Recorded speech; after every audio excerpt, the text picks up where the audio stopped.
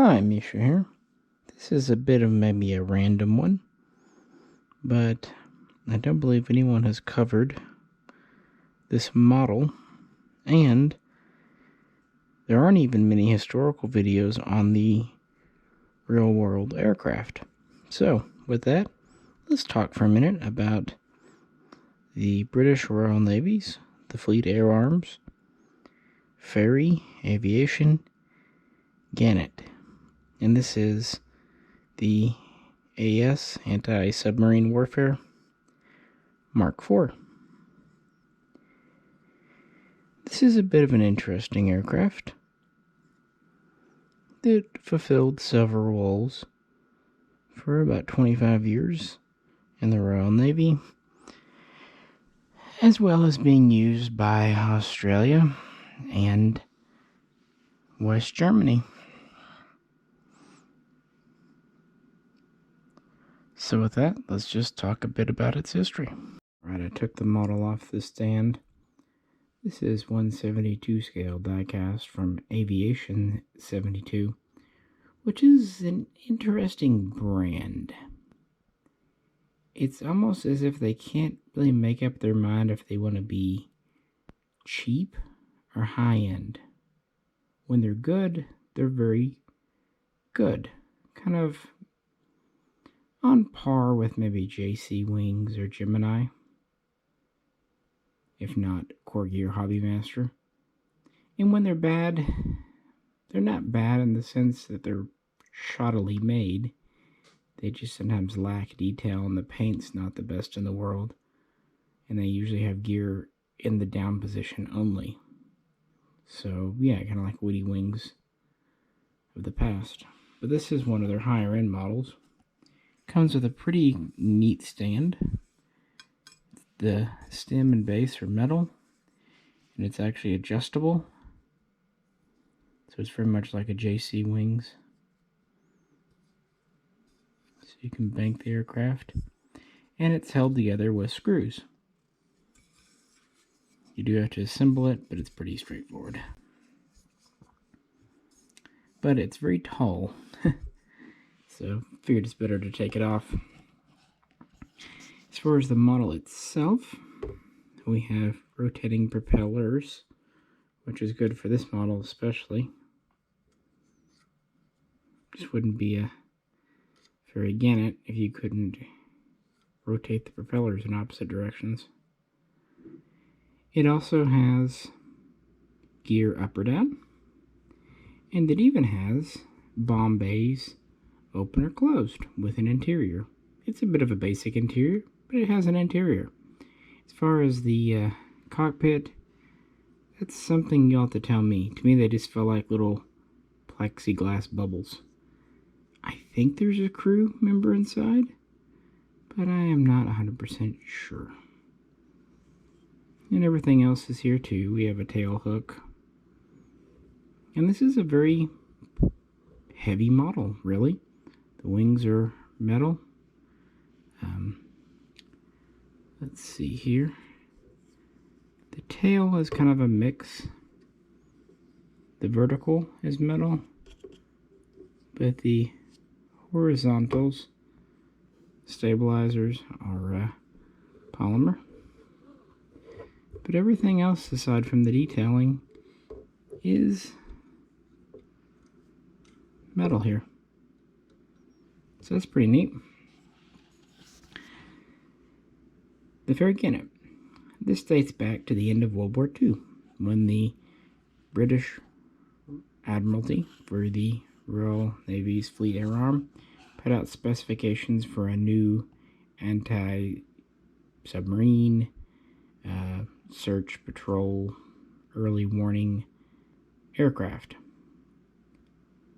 And it came down to Fairey and Blackburn. And in 1946, the Fairey was selected. I think it was the pattern 17. And they ordered 3 prototypes, I believe. And the first one flew in September of 1949. Now, in the beginning, this was a 2-seater. We had a pilot in the front seat. I'm going to try to make sure this doesn't slip off. Did I mention it's a little heavy? Anyway, we had a pilot in the front seat, and we had an observer in the bubble behind him. Actually, before the first prototype even flew, just a couple months earlier, they decided they wanted a third crewman, this guy in the back. And he was there to operate the radar. This was new equipment, decided to be required for the design. And they did a mock-up for his cabin.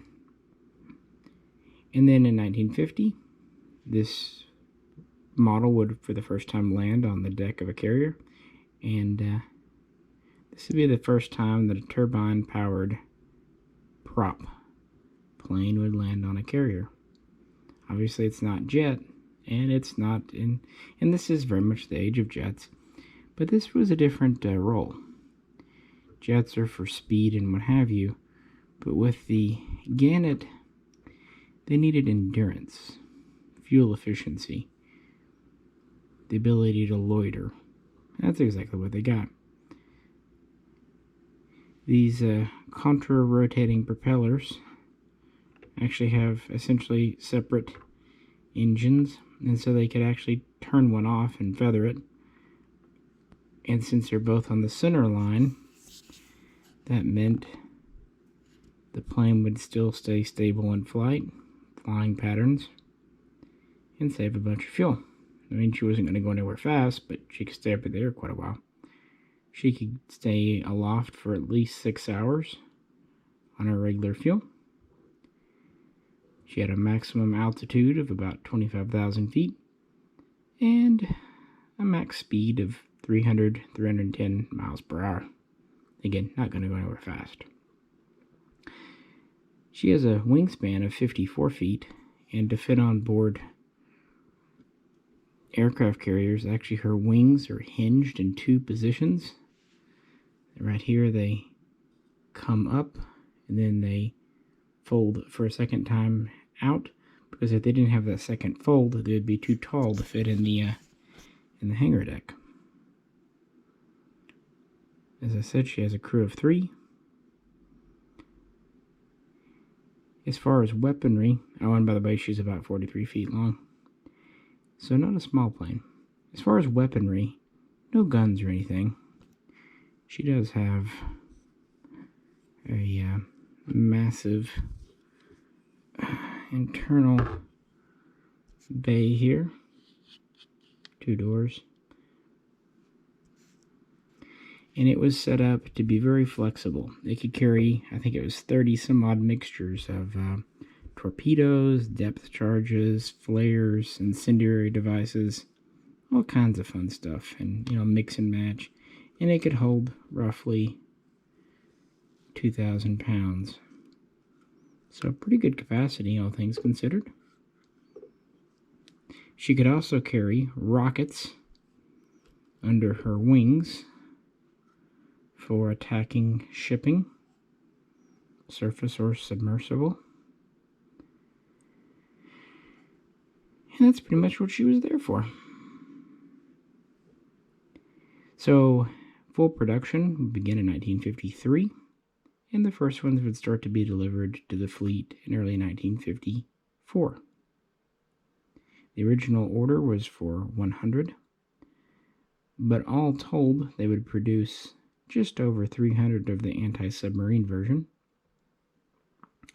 And by 1958, it was replacing the Douglas A-1 Skyraider, which had been the fleet's kind of anti-submarine and early warning aircraft before that. And they would also make a version, the Mark III, as electronic warfare. And this would continue on even as helicopters began to replace airplanes in the anti-submarine role in the 1960s. There would also be a trainer version, the T2 or T Mark II. And some of these would have dual controls. There would be a modified version of it known as the Mark V as well, although I believe that was mostly for export. And by the 1960s, the West German government would acquire a few to run an anti-submarine patrol off its northern coast. And these would continue to serve. Again, the anti-submarine role was taken away from them, but they could still be used for airborne early warning and then electronic warfare. But also they took advantage of the aircraft's large size and cargo to kind of make this into a transport, a cargo plane. It became the fleet mailer, bringing mail from shore to ship and ship to shore. It could also carry smaller packages, especially of vital importance, for example, medicines.